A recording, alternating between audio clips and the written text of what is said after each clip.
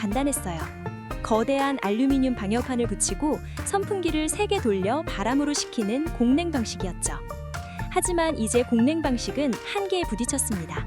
공기는 열을 전달하는 능력이 매우 떨어집니다. 열 전도율은 공기보다는 물이 4에서 6배, 기름은 무려 24배나 좋거든요. 기존의 공냉 방식을 고수한다면 여러 심각한 문제들이 발생할 것으로 보고 있어요.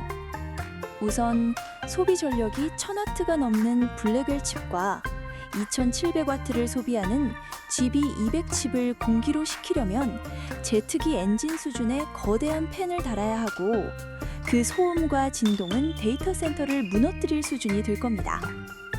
실제로 이미 공냉 방식으로 냉각을 하는 AI 데이터 센터 주변에서 소음 관련 민원이 폭증한다는 뉴스들이 자주 들리죠.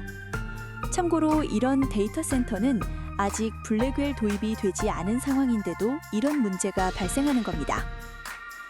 블랙웰급의 GPU로 서버렉을 구성하면 서버렉 하나당 전력 밀도가 100kW를 넘습니다.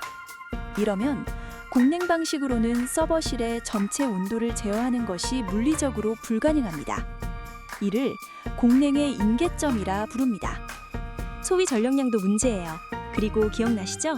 PUE, 데이터 센터의 에너지 효율을 나타내는 지표 말이에요. PUE가 1에 가까울수록 효율적인데, 공냉식 데이터 센터는 냉각팬을 돌리는데 너무 많은 전기를 써서 PUE가 보통 1.5 이상에 머뭅니다. 이 말 뜻은 AI 칩 자체를 가동하는데도 전력이 가뜩이나 많이 쓰이는데, AI 칩 돌리는 데 쓰이는 전력의 반을 열을 식히는 데엔 부채질에 추가로 더 써야 한다는 뜻입니다. 이 비효율을 해결하지 못하면 빅테크들은 전기료로 인한 이익 감소는 둘째치고 전력량 공급 부족으로 인해 당장 AI 데이터 센터 자체를 가동하지 못할지도 모릅니다. 그래서 산업계가 선택한 것이 바람이 아닌 물과 기름에 눈을 돌리기 시작했다는 내용도 이전 방송에서 말씀해 주신 것 같아요.